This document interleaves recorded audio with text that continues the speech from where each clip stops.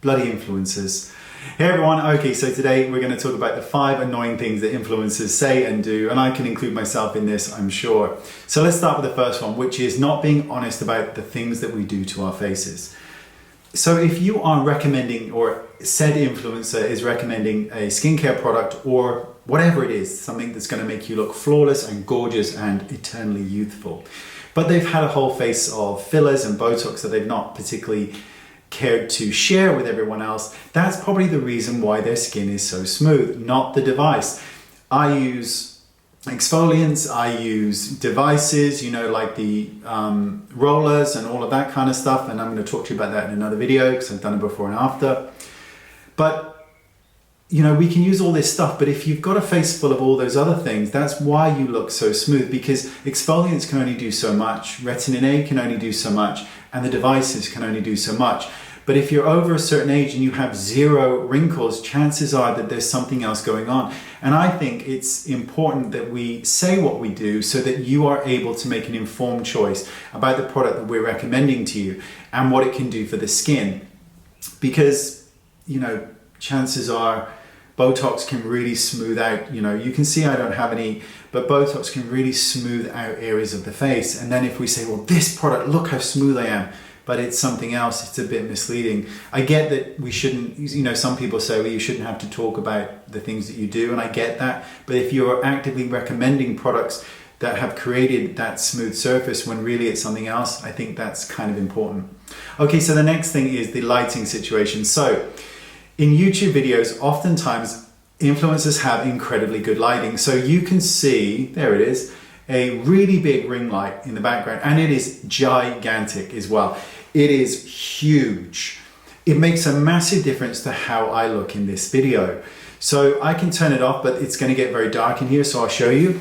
So this is me filming in direct daylight, and as you can see, there is windows that give the most unflattering light, but when I turn the ring light back on, suddenly I look much more dreamy. That is because we've got this incredibly direct light bouncing in our face, and it creates the most gorgeous effect in the eyes, making the eyes look brighter. So when you are doing your makeup, following along with your favorite influencer, and you're like, fuck, look at it, doesn't look a thing like it, it's because we've got an amazing setup of lights. And I think that really makes a big difference. Now, I film in 4K, so you can get the most realistic effect, but these lights, they bloody help. They really, really help. Okay, so the third thing is, and I've mentioned this before, it is the overuse of filters in a picture. Now, we already have great lighting, so the idea of adding a filter that really blows you out is quite a strange experience, but we see it time and time again, and not just from influencers, but from big makeup companies who have a 12-year-old model who is sat there having her makeup done, and she's filtered too. It gives the illusion that the products that we are using can give you a better result than you will really ever get. And I get that if you're on a big billboard, you may want to have some blemishes removed and bags and wrinkles touched up. I get that, but it gives an illusion that a product can do something more than it really can. And if it can really create that smoothing effect, then amazing, I'd be the first in line, but it generally cannot. And the overuse of filters is quite misleading to most people, because a lot of people don't realize that that's going on, because with a filter you expect it to be this product that is on an Instagram post, and oftentimes it can move and it is incredibly distracting.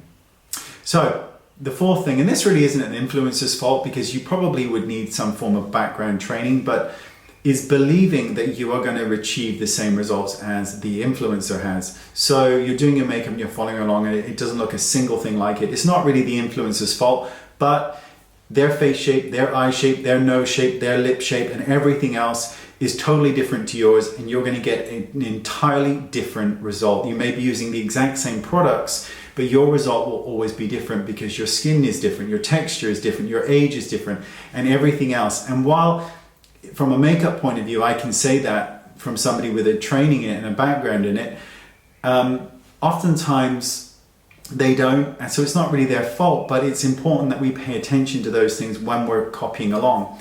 The other thing is, and I'm going to be speaking about this in another tutorial, is there are amazing products out there that are truly wonderful, but some of the most old-fashioned products still really work. So I still use sponges like this to apply moisturizers and foundations and all that kind of stuff. And these are like a sea sponge, and they're pennies. Well, they're not pennies, but you can get like 12 of them for like 12 quid or something like that, and they last forever. I mean, not every single newfound product has to be the most amazing. Beauty blenders are amazing, but these do a really good job too, and they're much, much cheaper. Beauty blender is like 15 quid or whatever, and you can get 12 of these, and they come in lots of different sizes. I get them like in really big sizes, I get them in tiny sizes, and I'm going to show you a tutorial with how to use these in an upcoming video. So there you go, that's the most annoying things. That was 5. I included this one in for the 5 really, but so why don't you tell me in the comments below what the most annoying things are about influencers. Be kind and don't name them. Just say what you find annoying. Don't be mean. Like, you know, there's no point being mean. Mean is not nice. Mean is not good for the soul. And mean shows up on your face. And we all want a heavenly face, and that's why a lot of mean people have very, very bright lights in their videos so that they're blasted out so they look absolutely heavenly when their soul is not. Okie dokie, there you go, that's it. That's me, I'm done for the day. I'm now gonna go and sit in a corner, do my hoodie up, and just rock back and forth for a bit, contemplating my life. See you next time, bye-bye. I'm gonna give you another one. Makeup collection videos. You already know that I hate them, and the reason being is because most of the people watching YouTube videos for influencers in the beauty community are not makeup artists and may never be makeup artists, but have the incredible urge to collect all of this kind of makeup. Now I have a lot of makeup, and even with my job I can't get through it, and it's not, but what I have compared to what most have is tiny percentage. And it gives the illusion that more is better, and that you'll be a better human somehow. You'll have a better outlook on life if you have all of this stuff. You of course won't. You will just be poorer, very, very poorer. It's not that we can't recommend amazing products, and we do, because we truly believe in them. But it doesn't mean that it's something to aspire to continuously collect every single foundation from every single company. And you know, why do you need all those colors? You don't need all those colors if you're just working on yourself. Why do you need 200 eyeshadows? How will that make you better when chances are they're all going to look pretty much the same as the 20 that you already have? You know, we shouldn't necessarily aspire to the standards that we see on YouTube, because these people are paid oftentimes ridiculous amounts of money, and I'm really not included in that group. Despite having very large YouTube following, I'm not a part of that clique at all, and it's nothing to aspire to go broke trying to keep up with the latest trends or trying to replicate a makeup beauty room that is really just a whole bunch of expired makeup.